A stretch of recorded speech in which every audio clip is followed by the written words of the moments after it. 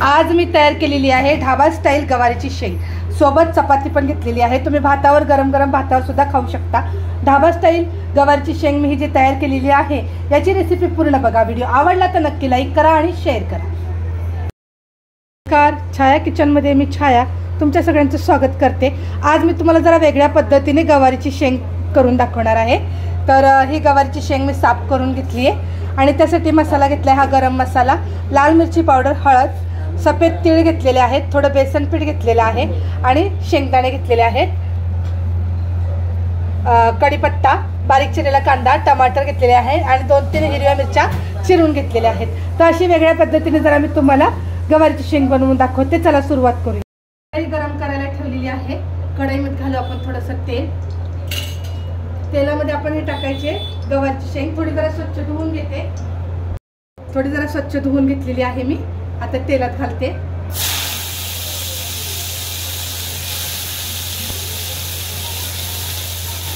त्याच्यामध्ये घालायचे आपलं थोडंसं हलकंसं मीठ चवीप्रमाणे त्याच्यामध्ये आणि हळद घालायची थोडीशी। आता आपण हे फ्राय करून घेऊया।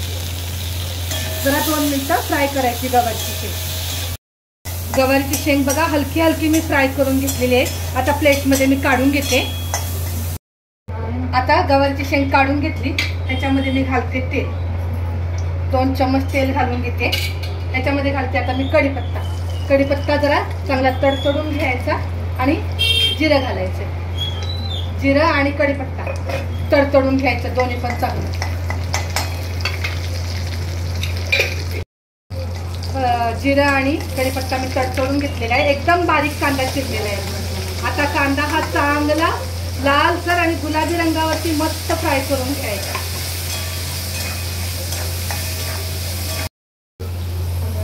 हे शेंगदाणे चांगले खरपूस भाजलेले आहेत आणि हे तीळ आणि बेसन हे तिन्ही मी मिक्सरला थोडं पाणी घालून वाटण करून घेते।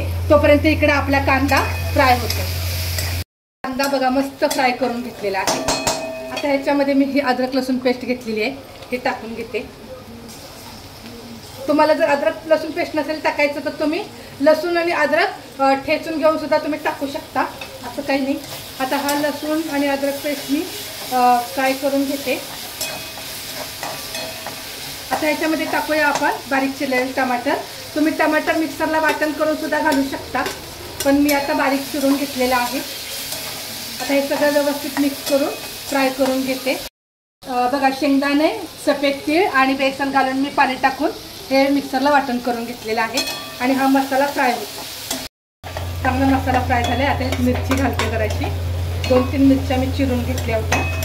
हलकंसं फ्राय करून घ्यायचं आणि ह्याच्यामध्ये आता बघा गरम मसाला, हळद आणि लाल मिरची पावडर आहे। हे सगळं मी असं एकत्र टाकून फ्राय करून घेऊया।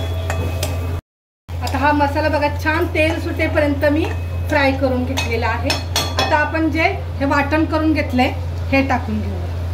हे बघा ह्याच्यात थोडंसं पाणी घालून मी ह्याच्यात पाणी टाकून घेते, मिक्स करून घेऊया। सगळं मिक्स करून घेतलंय।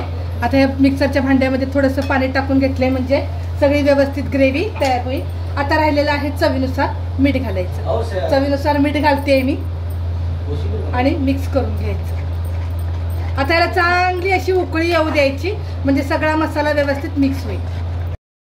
ग्रेव्हीला छान उकळी आली। आता हे जी गवारीची शेंग आहे आपण फ्राय करून घेतली ते टाकून घेऊया आणि मिक्स करून घेऊया पूर्ण। जरा असं वेगळ्या पद्धतीने काही जेवण बनवलं तर खायला पण छान लागतं। सुक्या रोटीसोबत तुम्ही खाऊ शकता आणि गरम गरम भातासोबत पण खाऊ शकता। आता ही 2 मिनटं आपण 5 मिनटं चांगलं शिजू देऊया, गॅस कमी करूया म्हणजे आपली ही आगळ्या वेगळ्या पद्धतीने ढाबा स्टाईल गवारीची शेंग तयार। ढाबा स्टाईल गवारीची शेंग मस्त तयार झालेली आहे। आता मी तुम्हाला प्लेटमध्ये काढून दाखवते। ढाबा स्टाईल जी गवारीची शेंग मी तयार केली याची रेसिपी तुम्हाला कशी वाटली मला कमेंट बॉक्समध्ये नक्की सांगा। चॅनलवर नवीन असाल तर सबस्क्राईब करायला अजिबात विसरू नका। जय हिंद, जय महाराष्ट्र।